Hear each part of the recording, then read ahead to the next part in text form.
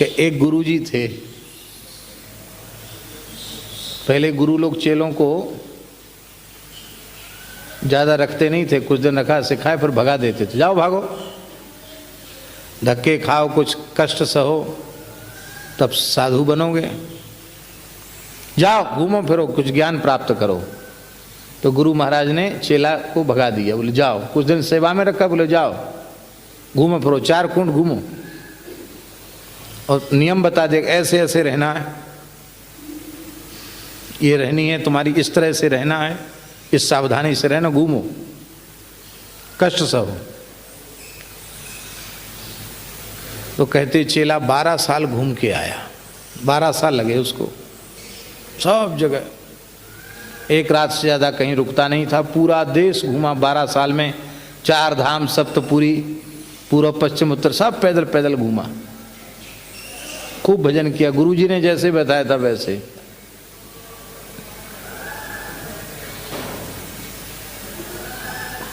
बोले घूम आए, यहाँ घूम आए, ज्ञान प्राप्त हो गया, कहा महाराज आपकी कृपा से,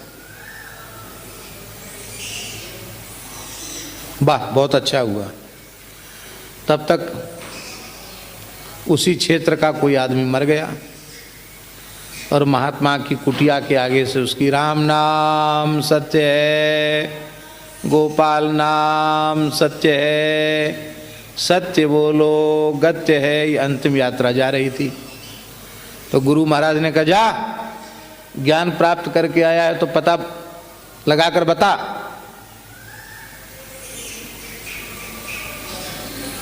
ये आदमी स्वर्ग गया कि नरक गया?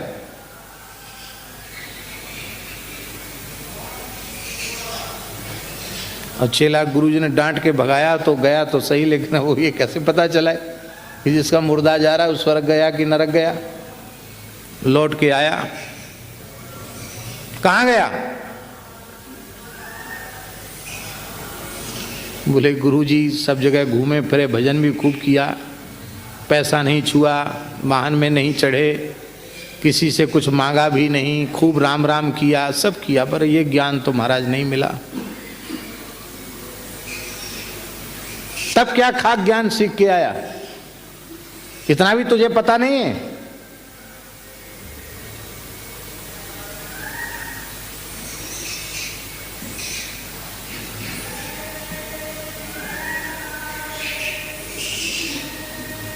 पता लगा के आना, नहीं तो मुंह नहीं दिखाना अपना। गुरुजी आप ही बता, चल आप बता दो, आप बता दो। धूना का जलता हुआ लकड़ उठाया, ओ महाराज त्यागी तप, महाराज जी की सुनाई कथा है, वो त्यागी तपस्वी महात्मा धूना का मारा वारा ने डराया केवल, ओ जलता हुआ लकड़ उठाया, चेला भागा, बोले कहीं कृपा ना हो जाए। तभी मुंह दिखाना है, पता के लगा के आओ कि नर स्वर्ग गया कि नरक गया। बोले भाई गुरुजी तो साक्षात नरसिंह भगवान, अब क्या करें, चलो। अब वो चेला घूमने लग गया, घूमते घूमते घूमते घूमते सबसे पूछे महाराज आपको कुछ बता हो विद्या तो बताओ, मरने वाला कहाँ जाता, स्वर्ग जाता कि नरक जाता? कलहट, ये कोई बात पूछने की है? मरा हुआ कैसे बताएगा स्वर्ग गया कि नरक गया? पीछे वाले तो अनुमान लगाए वो सब झूठा है। बहुत दुखी हो गया, कई साल हो गया उसको घूमते घूमते, 4-6 वर्ष हो गया होगा, फिर भी किसी ने बताया नहीं कि मरने वाला कहाँ गया। तो अंत में एक दिन बहुत थका था, कुछ खाया पिया भी नहीं था, चलते चलते थक गया। नगर के बाहर एक छोटा सा सरोवर दिखाई पड़ा, एक बगीचा दिखाई पड़ा, और बगीचे में एक छोटा घर जैसा बना था। सोचा अब रात्रि यहीं काटना ही है, यहीं रह जाएं। उस बेचारे महात्मा को पता नहीं था वो बगीचा किसी वेश्या का था, और बगीचे में कभी दिन में आके बैठती थी तो उसके लिए वो तिवारा बना था, और उसी बगीचे के पीछे की ओर उसकी कोठी बनी थी। और जब वहाँ रुक गया तब पता चला कि तो वेश्या की कोठी है। अब सोचा बेश्या की हो चाहे किसी की हो, हमको क्या लेना देना, रात भी काटनी है, अंधेरा हो रखा है।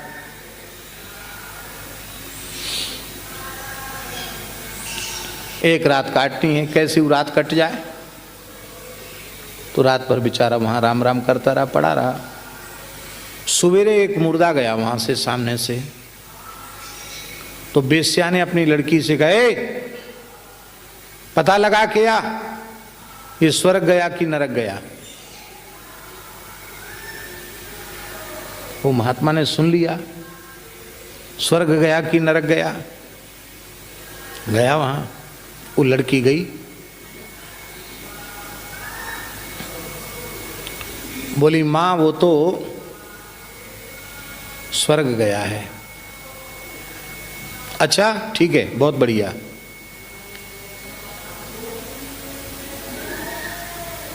महात्मा सोचने लगे, बचपन में घर द्वार छोड़ा, साधु बने, इतना माला फेरे, इतना भजन किया, हमको ये विद्या नहीं आई, इस बेश्या को और बेश्या की लड़की को ये विद्या कहाँ से मिल गई। चलो कोई बात नहीं, अब ये अधूरी जानकारी है, थोड़ा और यहाँ रुकना चाहिए, तो अच्छी जगह है। 1-2 घंटे बाद संस्कार की बात है, एक मुर्दा और निकला। धम्मड़ धम्मड़ बाजे बज रहे थे। फिर बेश्या ने कहा क्या हो रहा है। लड़की बोली एक मुर्दा जा रहा है। जा पता लगा के यार नरक गया कि स्वर्ग गया।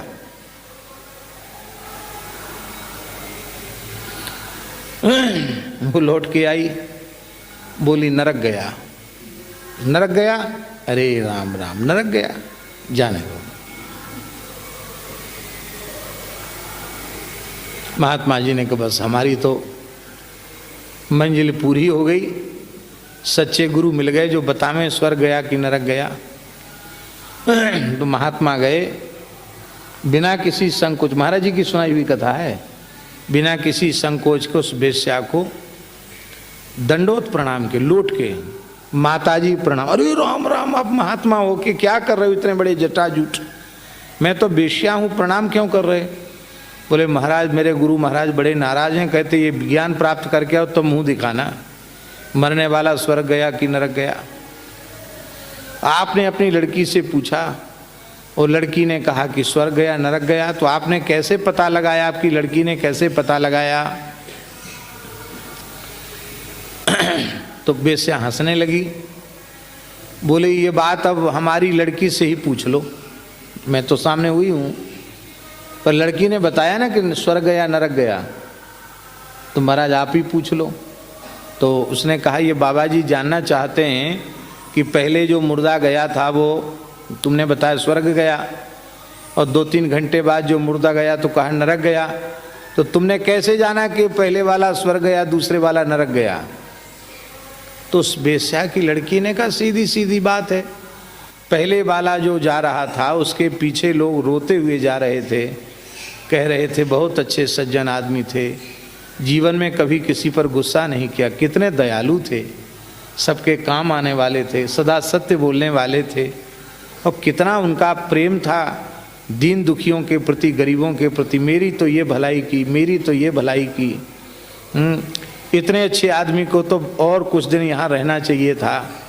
कितने सज्जन थे, कितने भक्त थे, कितने दयावान थे, कितने दीन दुखियों की सेवा करने वाले थे। तो सैकड़ों लोग उनका यशगान करके रो रहे थे। तो हमने समझ लिया, लड़की बोली बेश्या की, हमने समझ लिया कि जिसकी यहाँ जरूरत लोग अनुभव कर रहे हैं उसकी वहाँ भी जरूरत है। जिसकी यहाँ लोग जरूरत अनुभव कर रहे हैं ना कि और दिन कुछ दिन रह जाता, जीवित रह जाता, तो यहाँ उसकी आवश्यकता का अनुभव हो रहा है। इसका मतलब है उसकी आवश्यकता का अनुभव वहाँ भी हो रहा है, भगवान के धाम में भी, कि हमारे यहाँ करके ही रहे।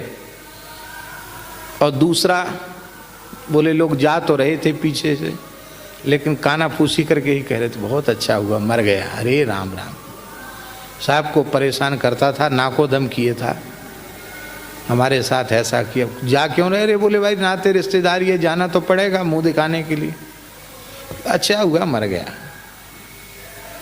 कंटक था पूरे नगर का, पूरे क्षेत्र का, कांटा था कांटा। तो जिसकी यहाँ भी जरूरत नहीं, उसकी वहाँ भी आवश्यकता नहीं, तो वो स्वर्ग में तो गई नहीं, वहाँ जरूरत नहीं। तो यहाँ से चला गया तो कहाँ गया? तो नरक गया, क्योंकि यहाँ बुरे काम किए थे। 4 वेद 6 शास्त्र में बात लिखी है दोए, दुख दीने दुख होत है, सुख दीने सुख होए। यहाँ सबको पीड़ा पहुँचाई तो वहाँ भी पीड़ा में ही गया, नरक में गया। यहाँ सबको सुख पहुँचाया तो वहाँ भी सुख में ही गया, सुख निधान भगवान की गोद में गया। और महात्मा महाराज जी कहते थे कि महात्मा ज्ञान प्राप्त करके लौटा। बोले समझ में आ गया? बोले हाँ समझ में आ गया। तो बताओ पहले वाला आदमी जो गया था वो कहाँ गया? बोले महाराज स्वर्ग में गया। कैसे? बोले ऐसे ऐसे। आहा, ठीक ज्ञान प्राप्त किया। हम इस घटना के माध्यम से तुम्हें यही दिखाना चाहते थे, गुरु महाराज ने कहा यही समझाना चाहते थे कि ऐसे काम करो कि तुम्हारे मरने के बाद तुम्हारे पीछे लोग रोवें, लोग कहें कि अरे प्रभु इतने जल्दी आप क्यों चले गए हैं? बिछुरत एक प्राण हर लेहि, मिलत एक दुख दारुण देहि। ऐसे क्यों नहीं बनते हो कि तुम हंसो और संसार तुम्हारे पीछे रोवे? महापुरुषों का ऐसा ही होता है। जब तक महापुरुष होते हैं कोई हम लोग पता नहीं लगा पाते हैं, वे चले जाते हैं तो हमें केवल रोना ही हमारे हाथ लगता है, कुछ हाथ नहीं लगता है। ऐसे थे ऐसे थे ऐसे थे। क्या लिया तुमने भाई? ऐसे थे, तुमने क्या लिया? कुछ नहीं लिया। हलवा कचौड़ी पूड़ी लड्डू जय जय कार वाह वाह कपड़ा लत्ता, और क्या लिया? कुछ नहीं लिया।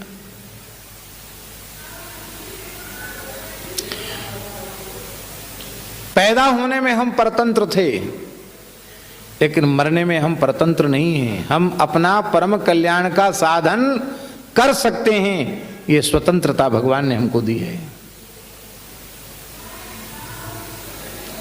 मलमूत्र त्याग के लिए भी व्यक्ति विचार करता है कि कहाँ मलमूत्र का त्याग किया जाए कि नहीं किया जाए।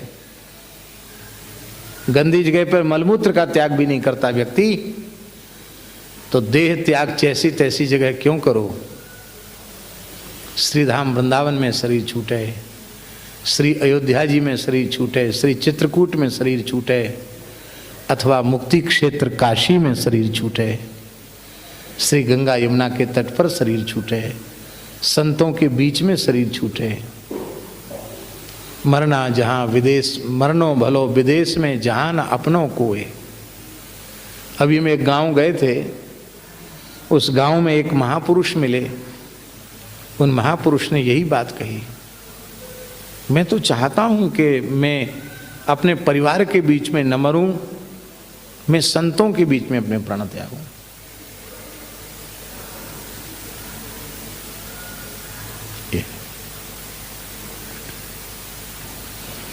फिर भी घर में कुत्ते की मौत मर गए, इससे भारी दुर्भाग्य और क्या होगा।